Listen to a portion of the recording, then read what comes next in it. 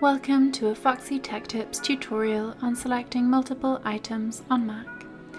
If you find this tutorial helpful, please consider subscribing to my channel and liking the video.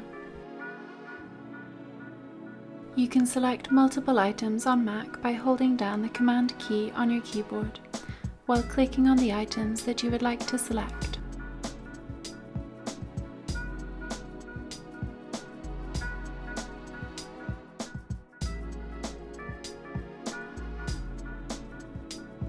If the items that you would like to select are in a row, you can click and drag to select multiple items.